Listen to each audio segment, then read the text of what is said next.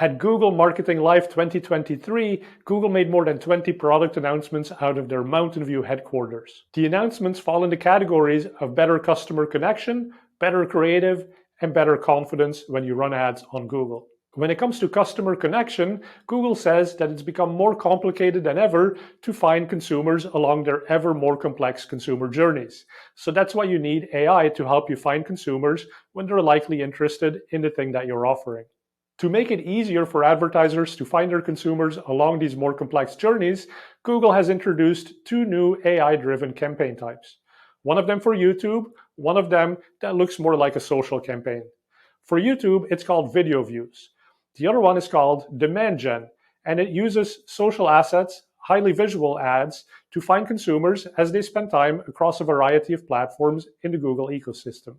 And as we are nearing the final days before the migration to Google Analytics 4, Google has announced that GA4 will now be able to find predictive lookalike audiences, which you can then export to Google Ads, another way to help you find those consumers wherever they might be, across platforms, across channels.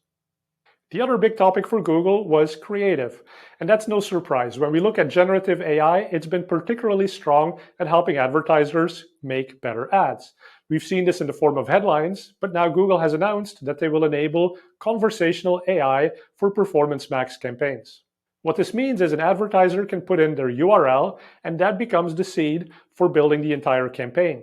You can then have a conversation with Google's AI systems, and it'll help suggest ad texts, and then you can go deeper on those ad texts, and you could do something like say, hey, my brand is generally a little bit more focused on the time saving that our product provides. So can you rewrite those ads with that angle added to it? So it's a really fun way to build an ad campaign. And this is going to be available for Performance Max starting in July 2023.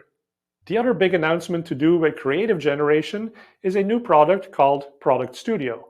It is geared towards e-commerce advertisers who have products to sell. Now it'll be very easy to put in one product image and say things like remove the background, put a beach in the background, put my product on a nice little pedestal with some greenery behind it. And rather than having to do a photo shoot every time you need new creatives, Google will make it very easy for you to do this in Product Studio. Whatever images you generate will go back into your feed, which you can then use in a variety of places. And if you don't have a feed, the new Merchant Center experience from Google is also now already available to some advertisers and will be rolling out to everyone by 2024. And that means you don't have to have a feed structured. Even if you just have a website with products, Google will generate the feed for you. And then, of course, using generative AI, they will help you fill in the blanks, such as missing images. The other big topic for Google was around confidence. As AI is doing a lot more of the work that humans used to do, it becomes ever more critical to keep an eye on what it is doing. Is it representing your brand in the right way? So Google introduced a slew of new capabilities for better control. Amongst them, for Performance Max, there are new reports for asset performance. How are different ad components doing? And this, of course, helps you then generate better ads using some of these new generative systems that they have. Also, based on popular demand, there's going to be better insight into search terms. Google will show you the types of categories that users have been interested in when they saw your ads, but now you'll be able to explore more deeply and see some of the actual search terms data. The second big announcement related to Performance Max controls is the ability to set new goal types. For example, rather than just saying that you're interested in new customers, there's going to be a new type, which is new high-value customers. Now, of course, Google's AI systems don't know what high-value customers are, so you will bring your first-party data to the equation, and you will have to tell Google which of your customers you find more valuable so that they can use their predictive systems to find more customers like that in the future. Google also announced that its broad match keyword type will get new brand controls, very similar to what we've already seen in Performance Max campaigns. Any improvement to broad match keywords, of course, is a boon to advertisers who've long been frustrated that broad match is sometimes too broad. And when it comes to more control, GA4 is improving a lot as well, and it is becoming the new measurement system from Google as it is replacing Universal Analytics. If you want to future-proof your measurement, Google says you must get on board with GA4 before the deadline July 1st.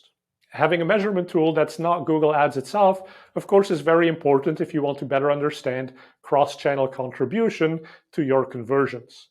You will also be able to take advantage of some of the new predictive technology that's built into GA4.